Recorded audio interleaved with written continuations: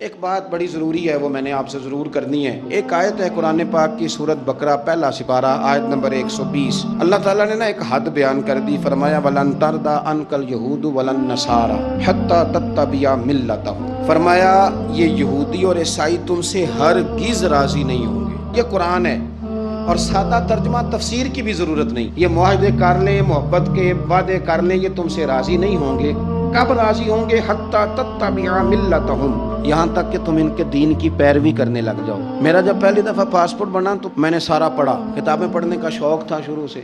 اس کے ہر صفحے پہ لکھا ہے کہ سوائے اسرائیل کے، یعنی آپ پوری دنیا میں یہ سبز ہلالی پاسپورٹ لے کے جا سکتے ہیں، خبردار اسرائیل آپ یہ پاسپورٹ لے کے نہیں جا سکتے۔ یعنی اتنی نفرت کسی ملک سے کہ اس پر لکھ کے چھاپ دیا ہر صفحے پر کہ یہ پاسپورٹ سوائے اسرائیل کے ہر ملک کے لیے کارآمد ہے۔ میرا سوال ہے عرب کے ان لیڈروں سے جنہوں نے اسرائیل کے ساتھ معاہدہ کیا، مجھے بتاؤ تمہیں فلسطین کی بیٹیاں بھول گئی نا ساری کی ساری؟ تمہیں وہ ماں بھول گئی نا جو مسجد اقصیٰ کے دروازے پہ کھڑی ہو کے چیخیں مارتی تھی اور کہتی تھی کوئی علی کو خبر کرو کہ میری بچیاں قید میں ہیں؟ وہ بھول گئی؟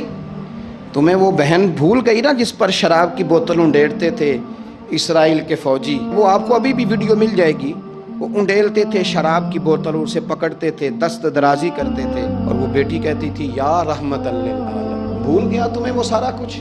تم نے ایک منٹ لگایا اور تم معاہدہ کس سے کروا رہے ہو؟ امریکہ کے صدر سے؟ اتنا ظلم کیا تم نے، اتنا قاتل کے ساتھ معاہدہ؟ کیا سمجھتے ہو فلسطین والوں کا کوئی والی وارث نہیں؟ سنو، میرے رسول کریم صلی اللہ علیہ وسلم نے فرمایا میرا کوئی مالدار امتی دنیا سے چلا جائے، پیسے جائیدادیں چھوڑ کے جائے تو اس کی اولاد میں بانٹ دینا، لیکن اگر اس کے ذمہ قرضہ ہو تو میرے پاس آ جانا، میں اپنے امتی کا قرض ادا کروں گا۔ جس کا کوئی وارث نہیں ہوتا مدینے والا اس کا وارث ہوتا ہے، میں قرض دوں گا اپنے امتی کا۔ کیا سمجھتے ہو فلسطینی لاوارث ہیں؟ صبح قیامت نبی پاک تم سے سوال کریں گے، تمہیں اللہ کے حضور حاضری دینی ہے۔ کیوں نہیں صلح کرتا اسرائیل فلسطین کے ساتھ؟ لبنان کے ساتھ دوستی کیوں نہیں کرتا؟ شام سارا کٹ گیا اسرائیل کی وجہ سے، آج تمہیں خیال آیا ان کے ساتھ معاہدہ کرنے کا؟ ہمیں سبق پڑھاتے ہو خدا سے ڈرو۔ اور پھر اقبال کہتے ہیں مسلمانوں سے مایوس نہ ہونا، حکمرانوں سے زیادہ امیدیں بھی نہ لگانا۔ وہ جو چھوٹے چھوٹے لوگ نکلے تھے نا صحرا سے، بظاہر غریب تھے، بظاہر ان کے پاس مال نہیں تھا، وہ خالد بن ولید جیسے، وہ سعد بن ابی وقاص جیسے، بظاہر ان کے پاس زیادہ اسلحہ نہیں تھا۔ اقبال کہنے لگے مایوس نہ ہونا، یہ نہیں کہنا بن کچھ نہیں سکتا، فرمانے لگے رات میں نے سنا ہے فرشتے آپس میں باتیں کر رہے۔